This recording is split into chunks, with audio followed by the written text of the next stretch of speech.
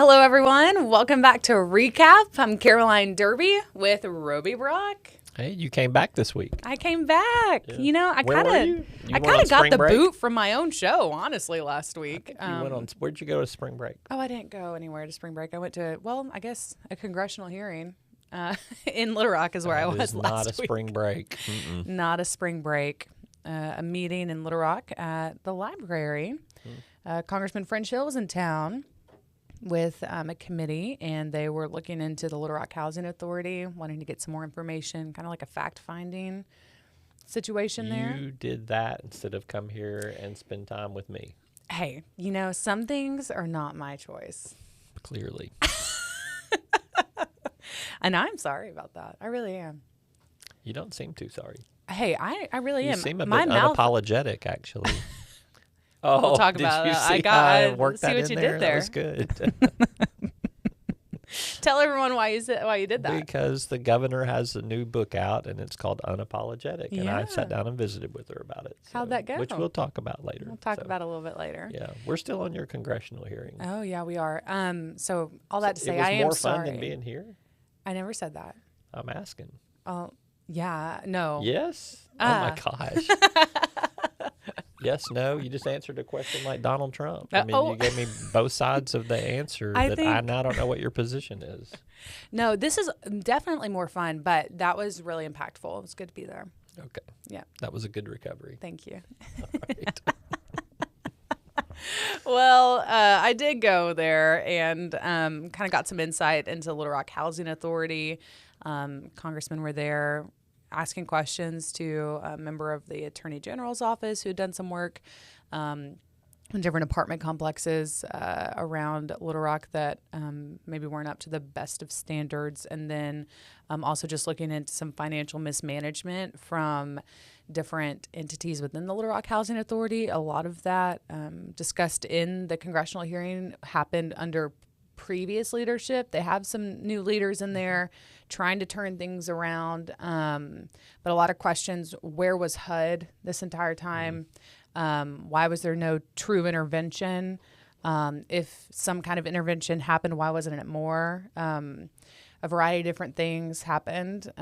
It's a lot to get into, and I don't know the extensive details of it all, but I know that we have on our website, KARK.com, we have several packages about it. I know if you've heard the words Big Country Chateau, Madison Gardens, I believe, or excuse me, Madison Heights. And anyway, so a couple different places that have been within the Little Rock Housing Authority that have not been up to the best standards, and therefore that's why they had the congressional hearing, wanting to figure out how do we get this Little Rock Housing Authority back on the right track again. Gotcha. And there we go. So that's what it was about. All No right. true action taken, but of course these kind of meetings, I guess if you will, these hearings are good for maybe things to come down the road a little bit. So they have all this information now. It might influence some legislation, maybe some enforcement from HUD, some different things like that. So They tend we'll to see. be fact-finding. Yes, so, yeah. fact-finding, All right. exactly. There's a good use of the word fact-finding. I know, I kind of liked A good that word. I hyphenated used it word. earlier. Yeah. Fact-finding. Yeah, like we could hyphenate, the show. Calendar we hyphen. Brock? What's Brock's last name? My Brock? Yeah. Brock Howard. So Caroline Derby Oh. hyphen Howard. Is that what you're saying? Is that what you're suggesting? Does Brock watch this show? I mean, he's got a great I don't know. name. I think so. He's got a great name. You'd know it from, what it says right there on the screen. Oh, Roby Brock. But not on that screen. Yeah, we'll talk hyphen. I don't know. We'll see how that goes for me. I'll just keep watching the finger. So that's okay. My word. All Anyway. Well, what else is going on? You doing okay? I am, yeah. Like your socks? I've been busy. I got some socks with my dog on them there. Her name's Belle. She helps me with lots of things, Yeah. mainly pooping and bothering her brother and sister. But other than that, she's a really sweet dog. So Well, that's good. You she need a loves little me. buddy. I can say that. That's good. With 100% authority. So, Aw. yep. Well, that's good. I would never bring her in here other than on my socks, though. She would be She would just kind of insane. Yes. go terrorize the place. She would do that. There's no doubt in my mind that she would do that. Well, it So, sounds like we need to bring her on. See see what happens. I'll tell you what, we'll put Belle right here with your mom right there. Now that would be a crew. It would be. That'd be a crew. Let's do it. All right. All right. What else have you been covering Well, we've been covering politically. AETN is putting off disaffiliating with PBS for right now. At 90 days, maybe? Is that what it is? 180 days. 180 days. Okay. Yeah, don't shortchange them. Hey, I won't. I'm They're sorry. already That's why I have shortchanged, Roby here. So. So anyway, but were you there? I was. I got a lot of TV coverage because I was sitting right behind the table like you do. The roles are reversed. I know, like you normally do at some of those legislative hearings where I'm texting you going, I'm watching you on the live stream. Don't pick your nose. I should have. I wish I would have done the same. I was sitting right behind Gay White and Barbara Pryor and all the other, the PBS CEO and. Wow. There was a point in there, it got to be a little bit redundant. It was a 4-hour hearing. There were a lot of people there with a lot of passion, and most of the passion, I'm going to say about 99.9% of it was, do not take this funding away. Yeah. We want to find a solution for this. And the PBS CEO was making that point of, we will work with you on money, we will work with you on timing, we will be flexible. And the questions just kept coming about, can you help us with money and can you help us on timing and will you be flexible? And I came real close to just grabbing the microphone at one point in time and saying, she's telling you she'll do whatever you want her to do for the most part. Just pass a motion to say, help us, we will accept. So, which is what they finally wound up doing. So there's going to be this 6-month grace period where before they disaffiliate, where in that interim, I think the Arkansas TV has a foundation. Okay. And it is a private fundraising arm of the TV station. And I think you will see them do some pretty aggressive things to raise that. It's not $2.5 million. They need $2.1 million was the revised number that's been given to them. But I don't think they'll have any trouble raising that. It? Okay. There were 100 people that just came to show support in that room. About 18 of them testified. But I know every one of them, almost to a T, said, I will give more money if I know that you're going to keep the PBS funding. And there was even corporate representatives in there from companies that I think would be underwriters on some stuff like that. I'm not saying $2.1 million is chump change, but I'm just saying if you got that many people that supportive of it with those types of connections and that type of corporate interest, I don't think they'll have trouble reaching a goal of $2.1 million. So that's good for them. I would expect them to be successful within the next 6 months and stave off the disaffiliation, unless it's really not about the money and it turns out that there's maybe a more politically interested agenda, which is a good follow-up question for me to ask me when we get into my governor's interview, because we did talk about that. So, but not for this point right here in our conversation. Okay, we'll circle back. I think that Arkansas TV will find the money to make up their funding gap. Okay. From what I saw. And I know that's obviously their goal. So yeah, there were several commissioners, 3 of them, I think, reversed their vote from the previous vote even. So, and in terms of wanting to cut it off, and said, the show of support here today is proof to me. And they also, one commissioner said, I've gotten over 1,500 emails about this. I have not had a single one say they support our decision to cut our PBS ties. Like 1,500 to nothing. I mean, that's a pretty 1,500 emails. That's a lot. Of all the people who showed up to speak, they had 18 people registered to speak at that hearing. All 18 of them spoke about, please don't cut the funding. There was no one there offering support for cutting the funding. So it was a very one-sided conversation. But I think that made an impression on those commissioners. Yeah, it swayed their vote. It did, for sure. Changed it. They said so. So in 180 days, I guess they'll revisit the topic? Yeah, I'm sure sometime before then they'll probably make an announcement that they've raised the money, if they indeed do raise the money, which I predict they will. And we'll see. That might be quicker than 180 days. I don't know. Okay. So, but, yeah, it was a lot of consensus there. And there was, I think it was bipartisan. I mean, there were... That was my next question. I mean, Gay White and Barbara Pryor are Republican and Democrat, right. But I could tell. I mean, there was a longtime executive at Arkansas TV when it was Arkansas PBS named Alan Weatherly. He passed away several years ago. He was a Mike Huckabee appointee. Okay. So he came with from a Republican administration. His widow was there and talked about how important the TV station was to him and to her family. And I thought her testimony was very, very powerful. Matter of fact, I even talked to one commissioner afterwards. She said that I had moved to the tipping point after her testimony. So everything after that was just additional. But she spoke relatively early and was pretty persuasive about how much she cared about that station and how important it was and his legacy, and it had an impact. So, okay. Yeah. Well, we'll stay tuned for more updates to come on that one. Yeah, for sure. So the governor and I sat down and I asked her, because she's put her budget proposal out there, and $2.1 million in a $6.8 billion budget's a really, really, really, really small percentage of money. We have a $334 million budget surplus. There's probably $2.1 million in this state budget somewhere, but the governor did not recommend $2.1 million. And so I think she's going to defer to the legislature on that. Do you guys want to, and ladies, do y'all want to do it?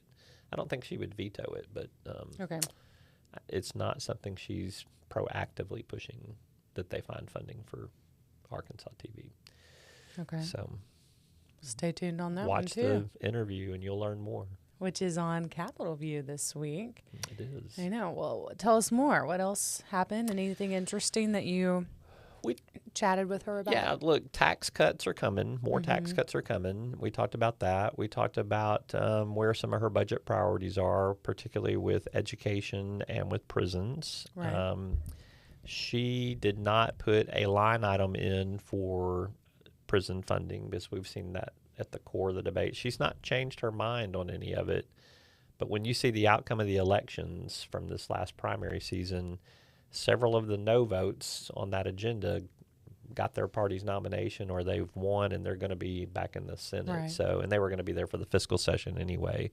So I don't think the votes really changed for her on the Senate side at all. So she still doesn't have 75%. So, I think her tact might be, I'm staying the course on this. This is what we need. We're going to do all we can to expand prison beds where they already exist, but we need a new prison. We need to get a new prison. She still thinks Franklin County is the best site for that. Okay. But she's going to put it back on legislators' shoulders. Like, I say I want more prison beds. You tell me how we're going to do that. If y'all got a better plan, see if you can pass it. So she's put her plan out there. Yeah. And I think she's going to put it back in their boat. So okay. We'll see. When it comes to LEARNs and education freedom accounts, did she mention anything about sustaining funding for that and what that looks like? She did. We talked about that a lot, about that trajectory of growth in the EFAs, the education freedom accounts. And she believes things are working. She thinks there's proof in progress from, some of the schools who are improving, and from some of the test scores that they're seeing some early results from. And she said, I think that we're about to level off on that. So she feels like this next $194 million is probably going to be towards the top end of the spectrum on what those education freedom accounts may need. I don't think she's anticipating a equally as large increase in the years to come. So, but she said, we can sustain this. We've got the money to do it. We've got a $334 million budget surplus, so we must be doing something right. She doesn't see the economy changing directions on her, and she thinks the money will be there to do what they want to do. So, all right, stay in the course. See what happens for sure. At some point, we'll see if it is too much or not enough. Yeah. So, yeah. Come around. She has a book coming out that she announced today, I believe. Unapologetic. Very unapologetic about that book.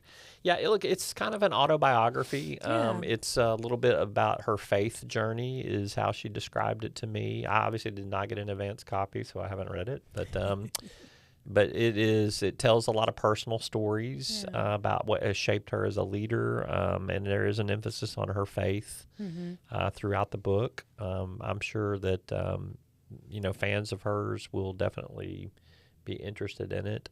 I did ask her, a lot of people that think about running for president write books about themselves and put them out there and do book tours. And she was pretty quick to say, I'm running for re-election. I'm only focused on re-election.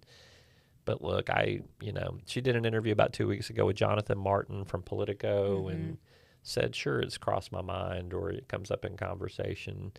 And whether she wants to admit to it or not, I mean, she'll be talked about as a potential presidential candidate in 2028. I mean, she will have been, assuming she gets reelected, which is still an assumption. Right. Even if she loses, she will have been a governor of a southern state who is young and has national ideas and a national platform and a national network. And I mean, she'll be a viable presidential candidate in 2028.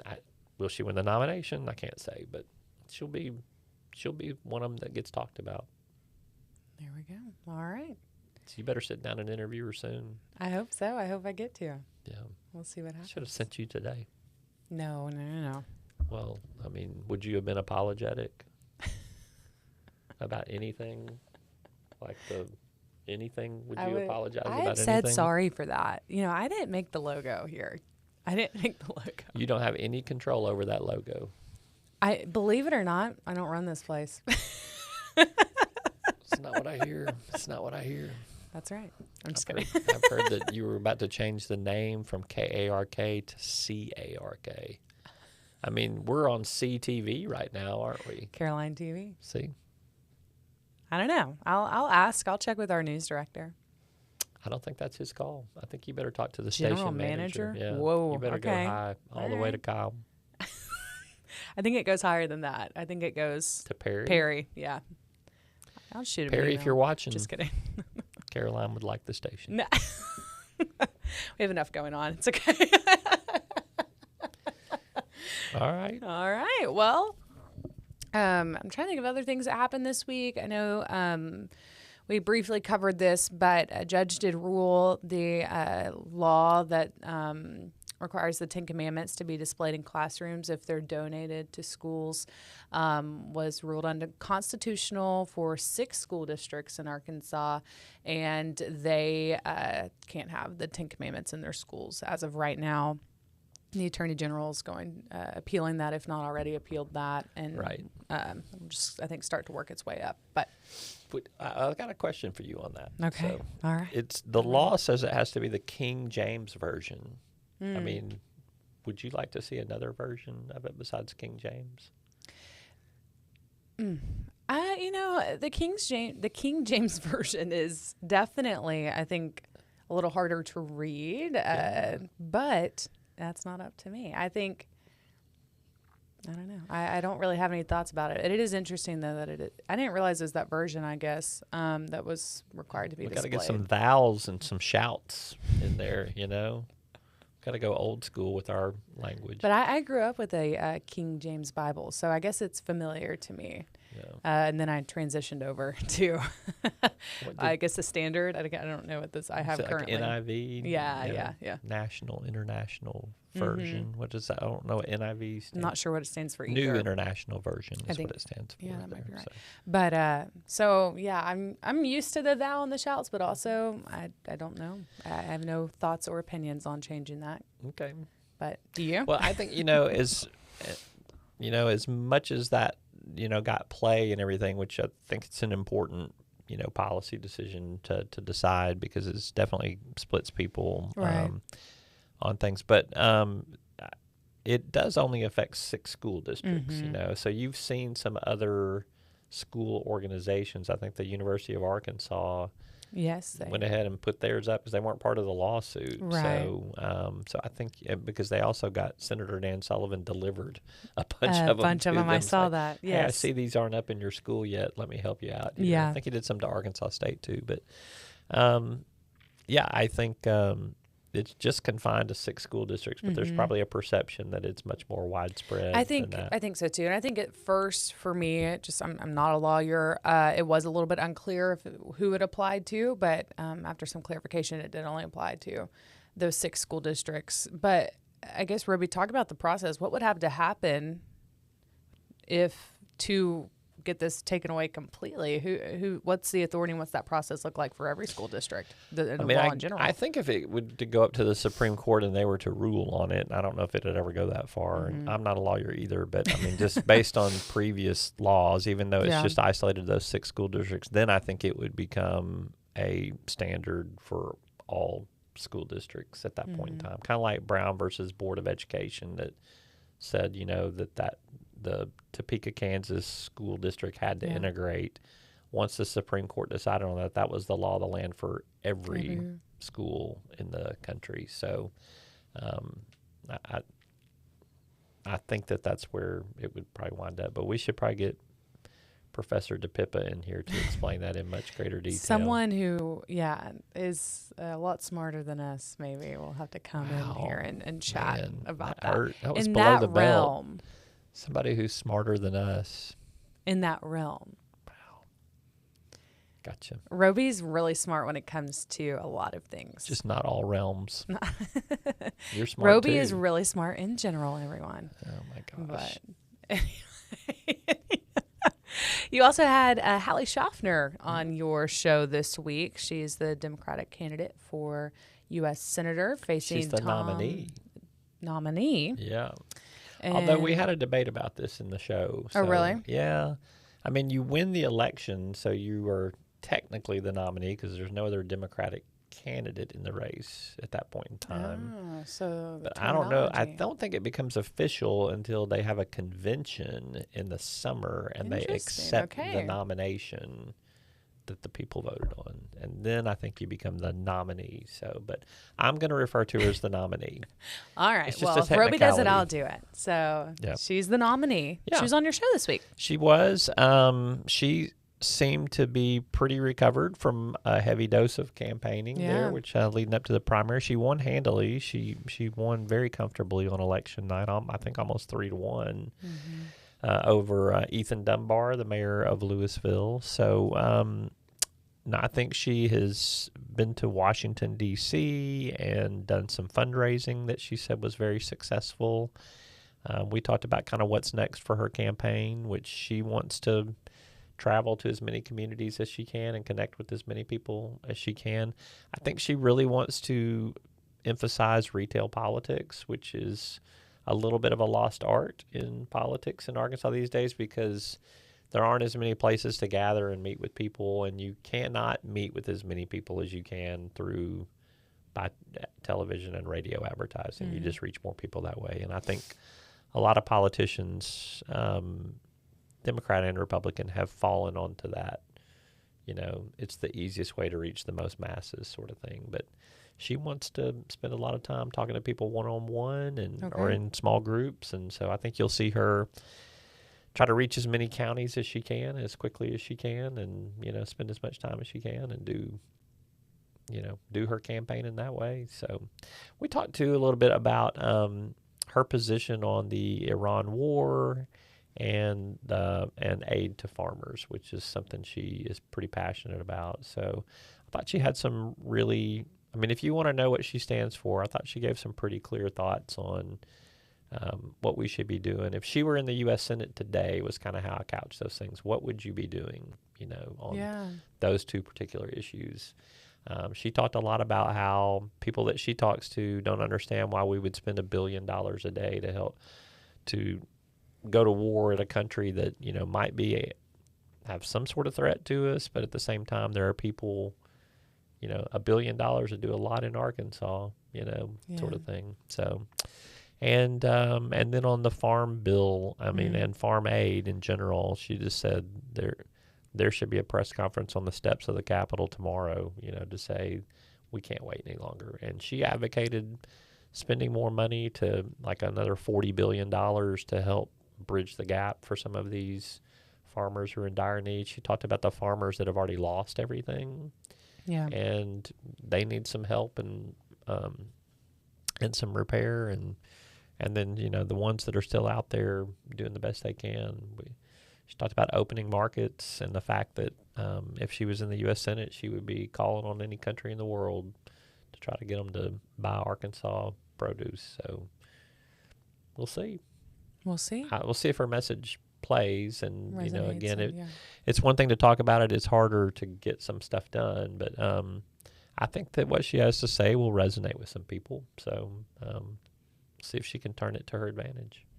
All right. I don't think Senator Tom Cotton's going to go quietly and just let her have the whole stage to herself. So I think you'll see him engage a lot more, maybe not with her directly, but definitely with the same audiences that she's connecting with. So, All right. yeah.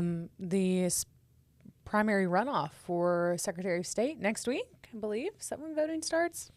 Voting starts next week. Yep. Yes. So Yep. we'll be keeping an eye on that. I know that there's been a lot going on in that race in I think particular. the runoff is the 31st. Okay. So mhm. voting will start next week. Yeah. Keep an eye on it. Yeah, that one's gotten pretty It's gotten some heated. Yes. We've run out of time to talk about it. Yeah, but we at the have. same time, I mean, some of it we'd have to bleep out, I think. So. I think so too. All right. Well, what are you doing this weekend? Final thoughts. I am working. I have bought another newspaper, so I'll probably be I'm putting not surprised. another one together. So Well, we're proud of you. I think that's great. yeah, I think it's important to keep newspapers alive. well, And Roby, got to you're keep doing newspapers alive. You got to keep hope alive. You know, that's what Jesse Jackson said. Keep Yep. hope alive. Lindsay, our producer, will remember that. it. She does. Yeah. Oh. You would not, because you were too busy dressing up like the Riddler and Batman for What? St. Patrick's Day. That is not true. That is true. I just had little shamrocks. That's all I had. You look like the Riddler. I Oh. showed you pictures side by side. Do you think you look like the Riddler? I genuinely don't. I just have reddish hair. He has red hair too. But I don't know. Do you ask a lot of questions as a reporter? Yes. Do you know what the Riddler, how he got his nickname? No. Because he speaks in questions. Oh, my word. We'll see y'all next week. Will we?